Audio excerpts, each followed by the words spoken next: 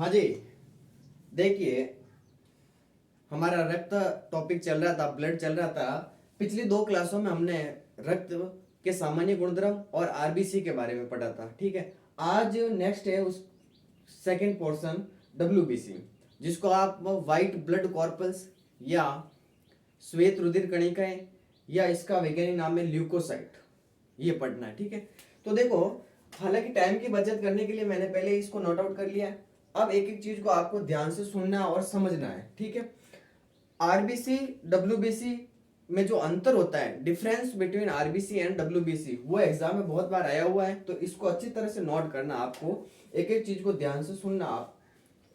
चलो इधर को, डब्ल्यूबीसी डब्ल्यूबीसी की बात करें तो डब्ल्यूबीसी का जो कलर है वो रंगहीन होता है। किसी भी प्रकार का डब्ल्यूबीसी का कलर नहीं होता है, ये रंगहीन होती है, कलरलेस होती है। जबकि जब आरबीसी आपने पढ़ी थी तो आपने कहा था कि आरबीसी होती है लाल रंग की, लेकिन डब्ल्यूबीसी का रंग नहीं होता है। अतः ये कैसी होती है? रंगहीन होती है, कलरलेस होती है। पहली बात आपको ये याद रखनी। ठीक है, देखो मैं एक थोड़ी सी बात आपको पहले बता देता हूं कि जब आरबीसी पढ़ा था तो वहां से एक शब्द गलत निकल गया था, सॉरी थोड़ा मिस्टेक हो गया था। वो कैरोटीनॉइड नहीं होता है, वो कैरोटीन होता है। कौन सा होता है? कैरोटीन। तो एक बार आप वापस उसको नोट कर लेना कि जो आरबीसी है, उस आरबीसी में जो आपने प्लाज्मा भाग पढ़ा था, उस प्लाज्मा में जो उसका रंग था वो कैसा था? हल्का पीला रंग का था प्लाज्मा, जिसको आप ब्लड का मैट्रिक्स कहते हो। वो हल्का पीला रंग बिलीरुबिन और कैरोटीन वर्ण की वजह से होता है। कल कैरोटीनॉइड बता दिया मैंने, तो उसका थोड़ा सुधार कर लीजिए आप, और गलती के लिए समझ आएंगे। अब ये मत करना कि हाँ कैरोटीनॉइड आपने चेंज नहीं किया, कैरोटीन लिखना उसकी जगह। ऐसा मत करना बाद में कि हाँ सर ने पढ़ाया था कैरोटीनॉइड। ठीक है, कैरोटीन होता है, वो थोड़ा सुधार कर लेना। ठीक है, अब शुरू करते हैं डब्ल्यूबीसी। डब्ल्यूबीसी कलरलेस होती है, रंग नहीं होता है। अतः डब्ल्यूबीसी कैसी होती है? रंगहीन होती है। जबकि जो आरबीसी होती है वो आरबीसी होती है लाल रंग की, और लाल रंग होता है हीमोग्लोबिन वर्ण की वजह से। ठीक है, अब देखो दूसरी बात करते हैं। तो जो डब्ल्यूबीसी है वो केंद्रक युक्त होती है, मतलब इसके अंदर न्यूक्लियस पाया जाता है। जबकि आरबीसी हमने पढ़ी थी तो आरबीसी में हमने कहा कि मनुष्य की जो आरबीसी होती है उसके अंदर केंद्रक नहीं पाया जाता है, वो न्यूक्लियस लेस होती है। जबकि जो डब्ल्यूबीसी है वो डब्ल्यूबीसी केंद्रक युक्त होती है, मतलब इसके अंदर केंद्रक पाया जाता है। ये बात थोड़ी इंपॉर्टेंट है, याद रखना। पहली चीज आपको याद रखनी है कि डब्ल्यूबीसी रंगहीन होती है, कलरलेस होती है। दूसरी बात याद रखना कि डब्ल्यूबीसी के अंदर केंद्रक पाया जाता है। ठीक है, तीसरी बात संख्या, जैसे डब्ल्यूबीसी की संख्या कितनी होती है वयस्क मनुष्य में? 6000 से 8000 प्रति घन मिलीमीटर, 6000 से 8000 प्रति घन मिलीमीटर। जबकि जब आरबीसी आपने पढ़ी थी तो वहां बताया था कि पुरुषों के अंदर और महिलाओं के अंदर आरबीसी की संख्या अलग अलग होती है। पुरुषों के अंदर होती है 50 से 55 लाख प्रति घन मिलीमीटर, और महिलाओं के अंदर होती है 45 लाख से 47 लाख प्रति घन मिलीमीटर। जबकि जो डब्ल्यूबीसी है, इस डब्ल्यूबीसी की संख्या आरबीसी से बहुत कम होती है। कितनी होती है? तो लगभग 6000 से 8000 प्रति घन मिलीमीटर। ठीक है, ये याद रखना थोड़ा। फिर आपने पढ़ा कि जो आरबीसी है, इस आरबीसी का निर्माण भ्रूणीय अवस्था में यकृत ग्रंथि से होता है, वयस्क अवस्था में अस्थि मज्जा से होता है। जबकि जो डब्ल्यूबीसी है, इस डब्ल्यूबीसी का निर्माण अस्थि मज्जा से ही होता है, बोन मैरो से होता है। कहां से होता है? अस्थि मज्जा से होता है। डब्ल्यूबीसी का नेक्स्ट टॉपिक आता है जीवन काल। जीवन काल कितना है? 5 दिन। कितना है? 5 दिन, 5 से 8 दिन, 5 से 8 दिन। ये बात थोड़ा याद रखना, 5 से 8 दिन का होता है किसका? डब्ल्यूबीसी का जीवन काल। जबकि जो आरबीसी होती है, उस आरबीसी का जीवन काल 120 दिन का होता है, और आरबीसी को बनने में 72 घंटे का समय लगता है। जबकि जो डब्ल्यूबीसी है, इस डब्ल्यूबीसी का जीवन काल 5 से 8 दिन का होता है। ठीक है, ये डब्ल्यूबीसी की बात है। एक अगर आपको एग्जाम में पूछते हैं कि आरबीसी और डब्ल्यूबीसी का अनुपात कितना होता है, रेशियो कितना होता है, तो आरबीसी और डब्ल्यूबीसी का अनुपात 600:1 होता है। ठीक है, ये बहुत इंपॉर्टेंट है, इसको अच्छी तरह से आप याद करना कि आरबीसी और डब्ल्यूबीसी का जो अनुपात होता है, रेशियो, वो रेशियो 600:1 होता है। ठीक है, एक शब्द आता है ल्यूकीमिया। ल्यूकीमिया, ल्यूकीमिया शब्द क्या है? ल्यूकीमिया शब्द है कि अगर एक सामान्य व्यक्ति में डब्ल्यूबीसी की संख्या कितनी होनी चाहिए? 6000 से 8000 प्रति घन मिलीमीटर। अगर इस संख्या में या इसकी संख्या में वृद्धि हो जाए, अचानक बढ़ जाए, तो इस स्थिति को कहते हैं ल्यूकीमिया। क्या कहते हैं? ल्यूकीमिया। तो नोट कीजिए आप, ल्यूकीमिया ब्लड यानी रक्त में डब्ल्यूबीसी की संख्या का सामान्य से अधिक होना ल्यूकीमिया कहलाता है। क्या कहलाता है? ल्यूकीमिया या ल्यूकेमिया कहलाता है। ठीक है, फिर आगे की बात करें तो डब्ल्यूबीसी के प्रकार। डब्ल्यूबीसी को आप दो प्रकार से बांट सकते हैं, एक होती है कणिका युक्त और एक होती है कणिका रहित। ग्रेन्युलोसाइट इंग्लिश में कहते हैं इसको ग्रेन्युलोसाइट, और इसको कहते हैं नॉन ग्रेन्युलोसाइट। ठीक है, एक होती है कणिकामय डब्ल्यूबीसी और एक होती है कणिका रहित डब्ल्यूबीसी। कणिकामय डब्ल्यूबीसी का मतलब क्या होता है कि जो कणिका है, मतलब ऐसी डब्ल्यूबीसी है ये कणिकामय कि इस डब्ल्यूबीसी का जो कोशिका द्रव होता है, साइटोप्लाज्म होता है, उसके अंदर कणिकाएं पाई जाती है, छोटे छोटे पार्ट्स पाए जाते हैं, ग्रेन्यूल्स पाए जाते हैं, ऐसे ऐसे कणिकाएं। ठीक है, इस वजह से इनको कहते हैं कणिकामय डब्ल्यूबीसी। क्या कहते हैं? कणिकामय डब्ल्यूबीसी। जो कणिकामय डब्ल्यूबीसी है ये वापस तीन प्रकार की होती है अभिरंजन के आधार पर। कौन कौन सी होती है? इओसिनोफिल्स, बेसोफिल्स और न्यूट्रोफिल। सुनना एक बार, कौन कौन से तीन प्रकार की होती है? इओसिनोफिल्स, बेसोफिल और न्यूट्रोफिल, अभिरंजन के आधार पर। अब सबसे पहले बात करेंगे हम कि जो कणिकामय है डब्ल्यूबीसी ये क्या होती है। तो ये डब्ल्यूबीसी ऐसी होती है जिसके कोशिका द्रव के अंदर सूक्ष्म कणिकाएं या ग्रेन्यूल्स पाए जाते हैं, छोटे छोटे ऐसे ग्रेन्यूल्स पाए जाते हैं। कणिकामय का जो आकार होता है वो आकार हमेशा अनियमित होता है, आकार हमेशा फिक्स नहीं होता है। इसका जो केंद्रक होता है, जो न्यूक्लियस होता है, पहली बात कि जो डब्ल्यूबीसी होती है उसके अंदर केंद्रक पाया जाता है, लेकिन जो कणिकामय डब्ल्यूबीसी है इसका जो केंद्रक है वह कई पिंडों में बटा रहता है। एक से अधिक लोब पिंड दिखाई देते हैं डब्ल्यूबीसी के अंदर, इस कणिकामय में। कणिकामय का निर्माण कहाँ होता है? अस्थि मज्जा से होता है। हालांकि आपको यही पढ़ाया था कि डब्ल्यूबीसी का निर्माण कहाँ से होता है? अस्थि मज्जा से ही होता है। तो इस कणिकामय का निर्माण भी कहाँ से होता है? अस्थि मज्जा से होता है। अब ये जो कणिकामय डब्ल्यूबीसी या ग्रेनुलोसाइट डब्ल्यूबीसी है ये अभिरंजन के आधार पर तीन प्रकार की होती है। अभिरंजन के आधार पर कितने प्रकार की होती है? कौन है देख? अभिरंजन के आधार पर तीन प्रकार की होती है। ठीक है, कौन कौन सी होती है? इओसिनोफिल्स, बेसोफिल और न्यूट्रोफिल।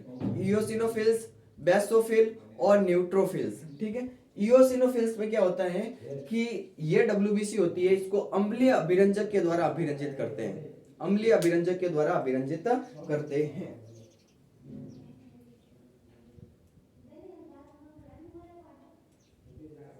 इसे अम्लीय अभिरंजक के द्वारा अभिरंजित किया जाता है। किसको? इओसिनोफिल्स को। ये बात थोड़ी याद रखना।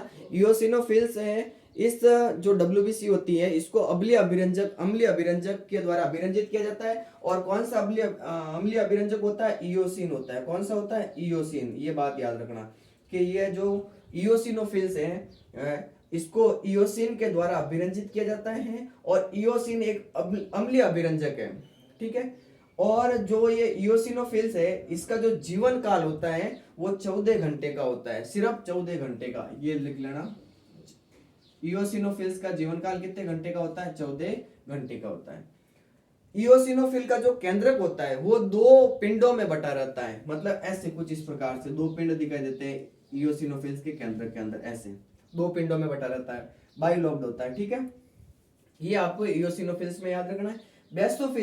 बेसोफिल्स को सारी अभिरंजक, सुनना, बेसोफिल को सारी अभिरंजक के द्वारा अभिरंजित किया जाता है। और कौन सा सारी अभिरंजक काम में लेते हैं? तो मिथाइल ब्लू काम में लेते हैं। किसको काम में लेते हैं? Methyl blue. अब याद करो, कल मैंने आपको पढ़ाया था आरबीसी को मैंने पढ़ाया था कि आरबीसी को अगर प्रयोगशाला में लैब के अंदर उसका अध्ययन करें तो उसको मिथाइल ब्लू अभिरंजक के द्वारा अभिरंजित किया जाता है। ठीक है, वही है मिथाइल ब्लू जो एक सारी अभिरंजक है। ठीक है, ये याद रखना थोड़ा। बेसोफिल्स, इसे सारी अभिरंजक के द्वारा अभिरंजित किया जाता है। कौन सा सारी अभिरंजक होता है? मिथाइल ब्लू होता है। जीवन काल कितना होता है इस बेसोफिल का? जीवन काल, लाइफ स्पैन कितना होता है? तो 8 से 12 दिन का होता है। कितने दिन का होता है? 8 से 12 दिन का होता है। और जो बेसोफिल का जो केंद्रक होता है ये केंद्रक 3 पिंडों में बटा रहता है, ट्राइलोब्युलर होता है। 3 पिंड होते हैं केंद्रक के अंदर, 3 भागों में डिवाइड रहता है केंद्रक इनका। ठीक है, ये थोड़ा याद रखना। अब बेसोफिल की सबसे इंपॉर्टेंट बात आती है, आप सुनना एक बार। बेसोफिल की बात क्या है कि इस बेसोफिल के अंदर हिस्टामिन, हिपेरिन और सेरोटोनिन का स्त्रवण होता है। सुनना, ये जो बेसोफिल है, ये बेसोफिल हिस्टामिन, हिपेरिन और सेरोटोनिन का स्त्रवण करती है। इस कारण एलर्जी के समय इनकी संख्या बढ़ जाती है। याद रखना कौन कौन सी 3 चीजें होती हैं। तो देखो एक बार मैं यहाँ लिखता हूं, इसको रफ कर लो थोड़ा। बेसोफिल में कौन कौन सी होती है? एक तो होती है हिस्टामिन, एक होती है हिपेरिन और एक चीज होती है सेरोटोनिन।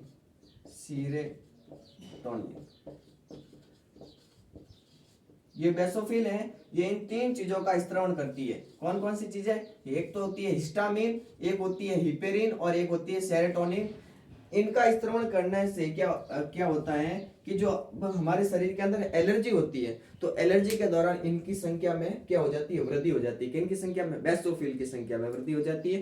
क्योंकि बेसोफिल किसका स्त्रवण करती है? हिस्टामिन का, हिपेरिन का और सेरोटोनिन का। एक प्रश्न आता है कि जो WBC है, इतने इसके प्रकार हैं कौन कौन से कि eosinophil, basophil, neutrophil, monocyte, lymphocyte. इनमें से जो सबसे छोटी WBC होती है वो होती है बेसोफिल। कौन सी होती है? बेसोफिल। तो आज की क्लास में हमने यही पढ़ा है, इंपॉर्टेंट है। एक बार मैं इसका वापस रिवाइज कर लेता हूं, देखो आप सुनना अच्छी तरह से। WBC होती है कलरलेस, मतलब इसका कोई रंग नहीं होता है। दूसरी बात, केंद्रक इसके अंदर पाया जाता है, जबकि आरबीसी के अंदर केंद्रक नहीं था। WBC की जो संख्या है वो 6000 से 8000 प्रति घन मिलीमीटर रक्त होती है। ठीक है, इनकी संख्या आरबीसी की तुलना में बहुत कम होती है। अगर आरबीसी और WBC का रेशियो निकाले, अनुपात निकाले, तो 600:1 आता है। मतलब जब 600 आरबीसी होती है वहां पर सिर्फ 1 WBC होती है। आगे की बात करें तो जो WBC का निर्माण होता है वो होता है अस्थि मज्जा से, जिसको आप इंग्लिश में बोन मैरो कहते हैं। इस WBC का जो जीवन काल है वो 5 से 8 दिन का होता है। एक शब्द आता है ल्यूकेमिया। इस ल्यूकेमिया शब्द का मतलब होता है कि व्यक्ति के एक सामान्य व्यक्ति है, उसके अंदर WBC कितनी होती है? 6000 से 8000 प्रति घन मिलीमीटर। अगर इनकी संख्या अधिक हो जाए, सामान्य से अधिक हो जाए, इनसे ज्यादा हो जाए, तो इस स्थिति को कहते हैं ल्यूकेमिया। क्या कहते हैं? ल्यूकेमिया। फिर हमने बात की थी कि WBC है, इस WBC को 2 भागों में बांटा गया है। एक होती है कणिकामय, एक होती है कणिका रहित। कणिकामय जिसको ग्रेनुलोसाइट कहते हैं, और कणिका रहित जिसे नॉन ग्रेनुलोसाइट या अग्रेनुलोसाइट कहते हैं। कणिकामय 3 प्रकार की होती है। कौन कौन सी? इओसिनोफिल, बेसोफिल और न्यूट्रोफिल। कणिका में कितने प्रकार की होती है? 3 प्रकार की होती है अभिरंजन के आधार पर। ठीक है, इओसिनोफिल, बेसोफिल और न्यूट्रोफिल। जबकि जो कणिका रहित होती है ये 2 प्रकार की होती है, मोनोसाइट और लिम्फोसाइट। मोनोसाइट और लिम्फोसाइट। आप सबसे पहले बात करेंगे कणिकामय की। कणिकामय के अंदर क्या होता है कि ये जो WBC होती है, इस WBC का जो कोशिका द्रव होता है उसके अंदर कणिकाएं पाई जाती है, छोटी छोटी ग्रेन्यूल्स पाई जाती है। इनको कणिकामय WBC कहते हैं। इनका जो आकार है, आकार अनियमित होता है, और इस कणिकामय का जो केंद्रक है वो कई पिंडों में बटा रहता है। अनेक लोब पाए जाते हैं इनके केंद्रक में, और इसका जो निर्माण होता है वो अस्थि मज्जा से होता है। किससे होता है? अस्थि मज्जा से होता है, जिसको आप इंग्लिश में बोन मैरो कहते हैं। ठीक है, आगे की बात करें तो अभिरंजन के आधार पर ये WBC 3 प्रकार की होती है, इओसिनोफिल, बेसोफिल और न्यूट्रोफिल। इओसिनोफिल में आपको याद रखना है कि इसे अम्लीय अभिरंजक इओसिन के द्वारा अभिरंजित किया जाता है। इसका जीवन काल 14 घंटे का होता है। इसका केंद्रक 2 पिंडों में बटा रहता है। बेसोफिल इसे सारी अभिरंजक मिथाइल ब्लू से अभिरंजित करते हैं। इसका जीवन काल 8 से 12 दिन का होता है, और इसका केंद्रक 3 पिंडों में बटा रहता है। और बेसोफिल में क्या याद रखना कि बेसोफिल हिपेरिन, हिस्टामिन और सेरोटोनिन का स्त्रवण करती है। इस वजह से एलर्जी के समय बेसोफिल की संख्या हमारे अंदर बढ़ जाती है। फिर इन सब WBC में सबसे छोटी WBC कौन सी होती है? बेसोफिल। Thank you. इसके बाद में जो भी टॉपिक है, जैसे देखो न्यूट्रोफिल्स है, फिर मोनोसाइट और लिम्फोसाइट, ये अगली क्लास में पढ़ेंगे। आज के लिए धन्यवाद। ठीक है।